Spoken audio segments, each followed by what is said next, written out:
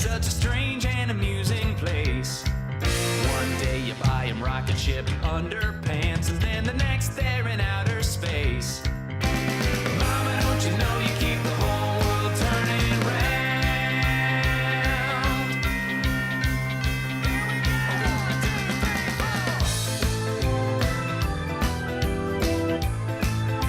Any veteran mom can tell you that bringing baby home, especially when they start moving around, can turn a safe haven home like this into a confusing maze of potential booby traps. For many new and expectant parents, it can be almost as confusing as trying to figure out how to take care of the kid. Right, so as part of our New Beginning series with State Farm, we've invited Michelle Spar from Safe Start Baby to show us what we need to know. Welcome, Michelle. Thanks so much for having me. Let's get started. Great. Okay.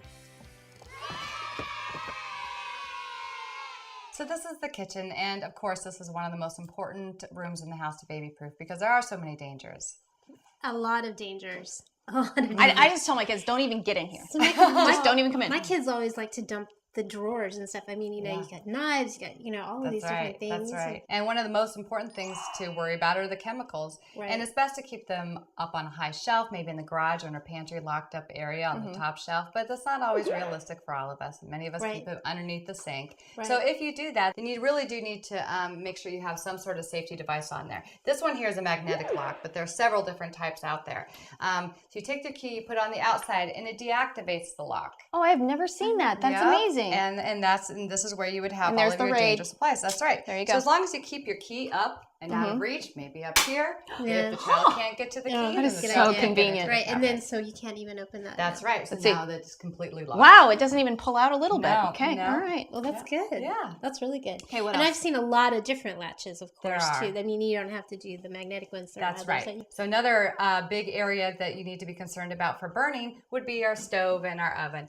This right here is what's called a stove guard. It prevents the child from being able to reach up and touch the burner. Right. It's always best to use the back burners, turn your pot handles towards the wall. Right. And just keep, like you said, keep them Get out out. of the kitchen. Just Right. get out. See, Right. that's my Or solution. just don't cook until they're like 6. There you go. That's my Order idea. in. Right. Okay. So here we are at the top of the stairs, which is a very treacherous place for children. So tell us what we need to worry about here. The most important thing that parents need to know is that at the top of the stairs, you should always have a hardware mounted gate, which means that it's drilled in. It's not a pressure gate or a tension gauge.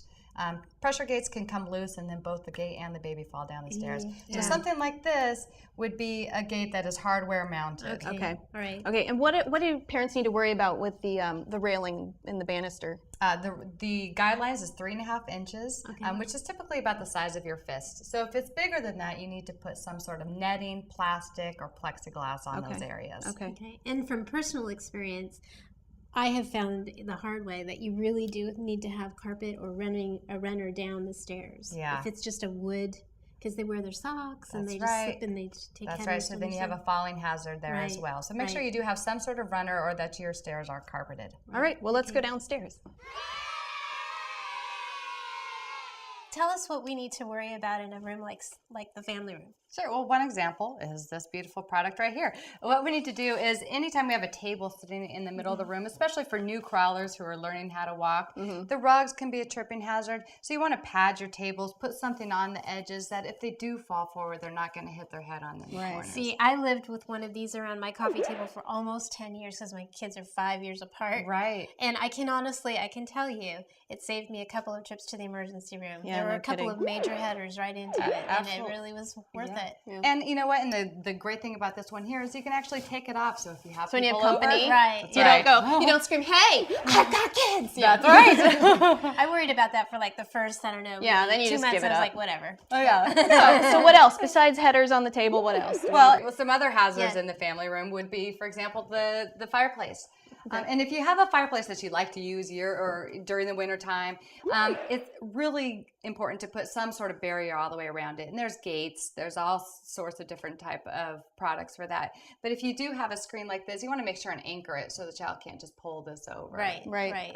And this is not a good solution for using the fireplace. If you do want to use it, that gate is very important. Right. No kidding. Because these can also get hot. They do. Yeah. That's right. I found out the hard way that hot metal looks just like cold metal.